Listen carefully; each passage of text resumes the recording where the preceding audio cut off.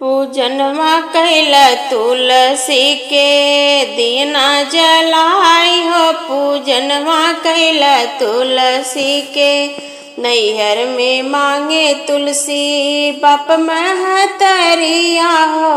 भाई के मांगेला डोलिया सिंगार हो। पूजनवा कैल तुलसी के जलवा चढ़ाई हो। पूजनवा कैल तुलसी के ससुरे में मांगे तुलसी सास ससुर जी के ननदी का मांगेला आंगन के सिंगार हो। पूजनवा कैल तुलसी के जलवा चढ़ाई हो। पूजनवा कैल तुलसी के अपना के मांगे तुलसी अवधसी नोरिया हो। गोदिया में मांगेला मदन गोपाल हो। पूजनवा कैल तुलसी के जलवा चढ़ाई हो। पूजनवा कैल तुलसी के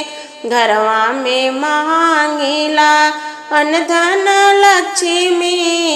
घरवा में मांगेला अनधन लक्ष्मी बड़ी वरदानी है तुलसी हमार हो। पूजनवा कैल तुलसी के जलवा चढ़ाई हो। पूजनवा कैल तुलसी के दीना जलाई के नारायण पूछे तुलसी से दिलवा के बात हो। नारायण पूछे तुलसी से के तोहरे माता तुलसी के तोहरा पिता हो।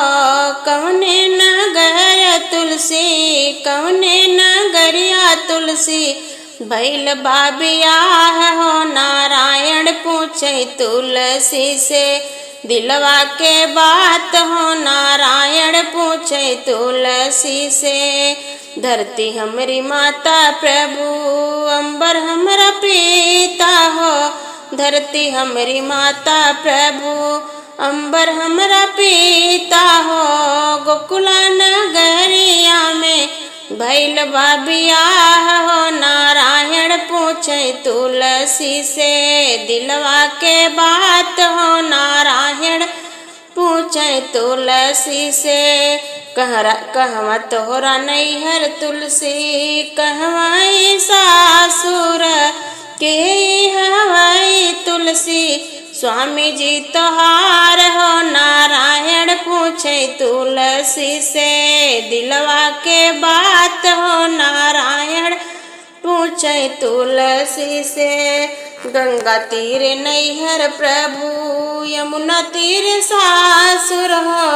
गंगा तीर नैहर प्रभु यमुना तीर सासुर हो। कुंवर कन्हैया लागे कुंवर कन्हैया लागे स्वामी जी हमार हो। नारायण पूछे तुलसी से दिलवा के बात हो। नारायण पूछे तुलसी से के तोहरा सास तुलसी के हो ससुर जी के तोहरा सास तुलसी के हो ससुर जी के अब लागे तोहरा ससुरे में जेठ जी। नारायण पूछे तुलसी से दिलवा के बात हो। नारायण पूछे तुलसी से यशोदा जी सासू हमरी नंद जी ससुर हो। यशोदा जी सासू हमरी नंद जी ससुर जी दाऊ जी जेठ लागे ससुर में हमार हो। नारायण पूछे तुलसी से दिलवा के बात हो। नारायण पूछे तुलसी से के लावे तुलसी तोहरा लाल रंग चुनरिया हो। के लावे तुलसी तोहरा लाल रंग चुनरिया हो। के लैके आवे तोहरा के लैके आवे तोहरा सोलह सिंगार हो। नारायण पूछे तुलसी से, दिलवा के बात हो नारायण पूछे तुलसी से। कुंवर कन्हैया लावे लाल रंग चुनरिया हो, हरि मोर लावे सोरह सिंगार हो नारायण पूछे तुलसी से, दिलवा के बात हो नारायण पूछे तुलसी से। के कराही नामक मेहंदी हाथ में रचवलू है, के कराही नामक सिंदूर भरेलू तुम आग हो नारायण पूछे तुलसी से, दिलवा के बात हो नारायण पूछे तुलसी से। तोहरे नी नामक मेहंदी हाथ में लगवले है, तोहरे ही नामक सिंदूर भरेले मांग हो नारायण पूछे तुलसी से, दिलवा के बात हो नारायण पूछे तुलसी से। भोर उठी जलवा चढ़ाऊंगी मेरे आंगन की तुलसी, पहले मैं तुमको मनाऊंगी मेरे आंगन की तुलसी। हरे हरे गोबर से अंगना लिपाऊंगी, अंगना लिपाऊंगी चौक पुराऊंगी।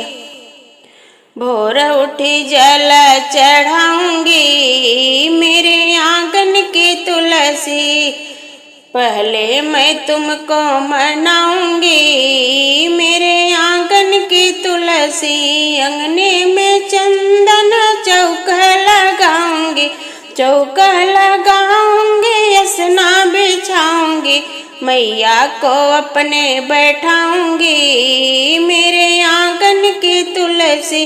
भोर उठी जलवा चढ़ाऊंगी मेरे आंगन की तुलसी, गोरे गोरे हाथों में मेहंदी लगाऊंगी, मेहंदी लगाऊंगी मेहंदी रचाऊंगी, लाली चुनरिया ओढ़ाऊंगी मेरे आंगन की तुलसी, लाली चुनरिया ओढ़ाऊंगी मेरे आंगन की तुलसी।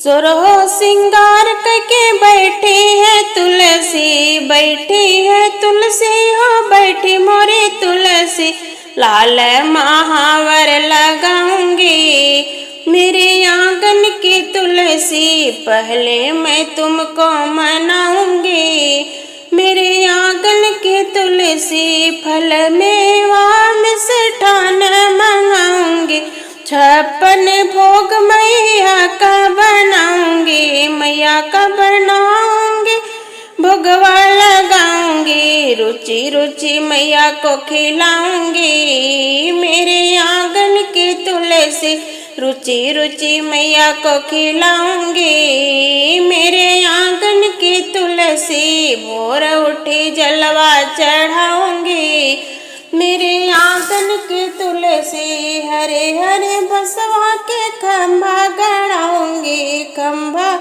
गड़ाऊंगी माड़ो छाऊंगी, हरि संग ब्याह रचाऊंगी मेरे आंगन की तुलसी, हरि संग ब्याह रचाऊंगी मेरे आंगन की तुलसी। भोर उठी जलवा चढ़ाऊंगी मेरे आंगन की तुलसी,